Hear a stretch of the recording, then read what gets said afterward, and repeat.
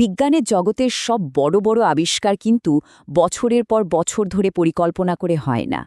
কিছু কিছু আবিষ্কার হয়, বলা যেতে পারে প্রায় দুর্ঘটনাবশত। আজ আমরা এমনই এক গল্পের গভীরে যাব, যা জীববিজ্ঞানের একটা পুরো ধারণাকে একেবারে নাড়িয়ে দিয়েছিল।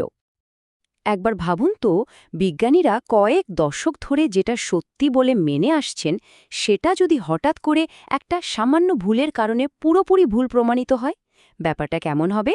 চলুন আজ সেই রহস্যময় আবিষ্কারের গল্পটাই শোনা যাক। তো আমাদের এই গল্পের শুরুটা হচ্ছে এডওয়ার্ড বুকনারকে দিয়ে, আর তার একটা যুগান্তকারী কিন্তু একদমই অনিচ্ছাকৃত একটা এক্সপেরিমেন্ট দিয়ে। হ্যাঁ, এই একটা পরীক্ষাই কিন্তু বিজ্ঞানের মোড় ঘুরিয়ে দিয়েছিল। দেখুন, সেই সময়ে ঊনবিংশ শতাব্দীর শেষের দিকে বিজ্ঞানীদের মধ্যে একটা বদ্ধমূল ধারণা ছিল। তারা ভাবতেন ফার্মেন্টেশন বা গাজন প্রক্রিয়াটা জীবনের সাথেই জড়িত, জীবন্ত ইস্ট কোষ ছাড়া এটা হতেই পারে না, অসম্ভব। কিন্তু মজার ব্যাপার হলো, এডওয়ার্ড বুকনার যখন ইস্ট নিয়ে কাজ শুরু করেন, তার মাথায় কিন্তু ফার্মেন্টেশন নিয়ে কোনো চিন্তাই ছিল না। তার উদ্দেশ্য ছিল একদম অন্য কিছু, চিকিৎসার কাজে ব্যবহার করার জন্য ইস্ট থেকে কিছু একটা বের করা। আর তার প্রক্রিয়াটা ছিল সত্যি বলতে খুবই সহজ, কিন্তু দারুণ কার্যকর। প্রথমে তাজা ইস্টকে বালু দিয়ে খুব ভালোভাবে পেশা হতো, যাতে কোষগুলো ভেঙে যায়। এরপর সেটার সাথে মেশানো হতো কিসেল গুড় নামের এক ধরনের মাটি। আর শেষে একটা শক্তিশালী হাইড্রোলিক প্রেস দিয়ে চেপটে কোষের ভেতরের সমস্ত তরল বা ইস্ট রস বের করে আনা হতো। এই রসটাই ছিল তার পরীক্ষার মূল জিনিস। কিন্তু এখানে একটা সমস্যা দেখা দিল। এই যে তাজা ইস্ট রস, এটা খুব তাড়াতাড়ি নষ্ট হয়ে যাচ্ছিল। তো এটাকে বাঁচানোর জন্য বুকনা কি করলেন? উনি খুব সাধারণ একটা বুদ্ধি খাটালেন, যা আমরা হয়তো অনেকেই বাড়িতে করে থাকি। তিনি এর মধ্যে চিনি মিশিয়ে দিলেন, কারণ চিনি তো একটা খুব ভালো প্রেজারভেটিভ। আর ঠিক এইখানেই ঘটল সেই অবিশ্বাস্য ব্যাপারটা। চিনি মেশানোর পরেই দেখা গেল ওই রস থেকে বুদবুদ করে গ্যাস বেরোচ্ছে, ফার্মেন্টেশন হচ্ছে। ভাবা যায়, কোনো জীবন্ত কোষ ছাড়াই যে প্রক্রিয়াটাকে বিজ্ঞানীরা এতদিন ধরে জীবনের অংশ বলে জানতেন, সেটা কিনা ঘটছে কোষের একটা নিষ্প্রাণ রস থেকে। এটা ছিল বিজ্ঞানের জন্য এক অসাধারণ মুহূর্ত। আসলে দেখুন, এই আবিষ্কারটা হয়তো একটা দুর্ঘটনা ছিল, কিন্তু এর আসল গুরুত্বটা ধরতে পেরেছিলেন এডওয়ার্ড বুকনার। এই উক্তিটা ঠিক সেই কথাই বলছে। শুধু ঘটনাটা ঘটলেই হয় না, সেটার তাৎপর্য বোঝার জন্য একজন জিনিয়াসের চোখও লাগে, আর বুকনারের সেই অন্তর্দৃষ্টি ছিল। তো আবিষ্কার তো হলো, কিন্তু এরপর কি হলো? বুকনারের এই যুগান্তকারী খণ্ডত্ব কিন্তু বিজ্ঞানীরা এত সহজে মেনে নেননি, বরং এটা নিয়ে শুরু হলো এক বিরাট বিতর্ক আর সন্দেহ। বুকনার এই রহস্যময় জিনিসটার একটা নাম দিলেন জাইমেস। তিনি বললেন, এই জাইমেসই হল ফার্মেন্টেশনের জন্য দায়ী আসল এজেন্ট। আর এটা কোনো জীবন্ত কিছু নয়, এটা ইস্টের ভেতরে থাকা একটা দ্রবীভূত রাসায়নিক পদার্থ, সোজা কথায় একটা এনজাইম। আর এই ধারণাটাই ছিল তখনকার বিজ্ঞানীদের কাছে রীতিমতো একটা ধাক্কার মতো। বিতর্কটা তাহলে ঠিক কী নিয়েছিল?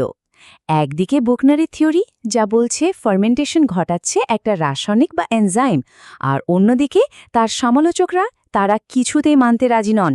তাদের যুক্তি ছিল, ওই রসের মধ্যে নিশ্চয়ই কোষের খুব ছোট ছোট জীবন্ত টুকরো রয়ে গেছে, আর তারাই এই কাণ্ডটা ঘটাচ্ছে। তাহলে বুঝতেই পারছেন, বুকনারের সামনে এবার একটা বড় চ্যালেঞ্জ।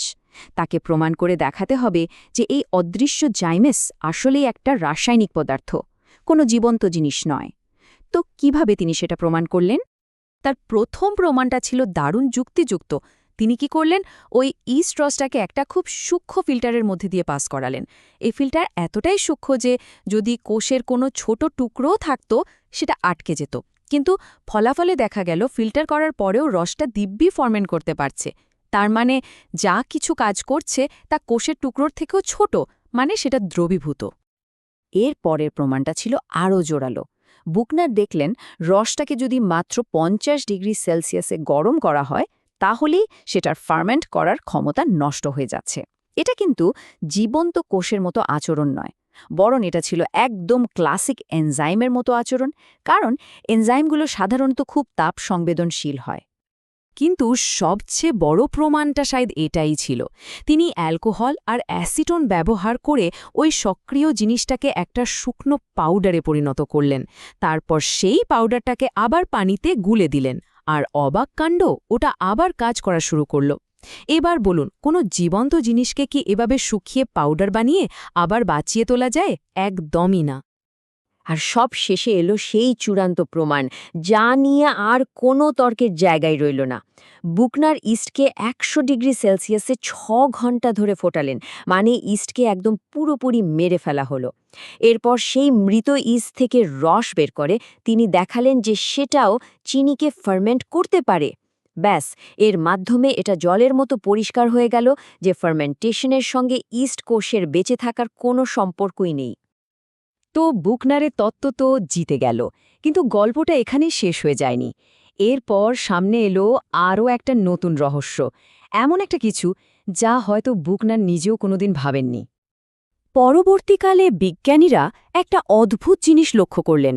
তারা দেখলেন যে ফোটানো ইস্ট রস, মানে যেটা নিষ্ক্রিয় হয়ে গেছে, সেটাকে যদি তাজা রসের সাথে মেশানো হয় তাহলে ফার্মেন্টেশনের মোট পরিমাণটা নাটকীয়ভাবে বেড়ে যাচ্ছে।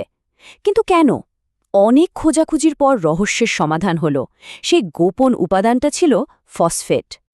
এই গ্রাফটা দেখলেই ব্যাপারটা পরিষ্কার হয়ে যাবে। ফসফেট যোগ করার সাথে সাথে ফার্মেন্টেশনের হারটা দেখুন কেমন লাফিয়ে বেড়ে গেছে। এটা কিন্তু সামান্য কোনো বৃদ্ধি নয়, এটা একটা বিরাট পরিবর্তন। কতটা বেড়েছে জানেন? প্রায় 20 গুণ। ভাবুন একবার। এই একটা সংখ্যাই যথেষ্ট ছিল এটা বোঝার জন্য যে ফসফেট এখানে শুধু সাহায্যকারী কোনো উপাদান নয়, বরং এটা পুরো প্রক্রিয়ার একটা অপরিহার্য অংশ। এই আবিষ্কারটা ফার্মেন্টেশন নিয়ে আমাদের ধারণার ছবিটাকেই পুরোপুরি বদলে দিল।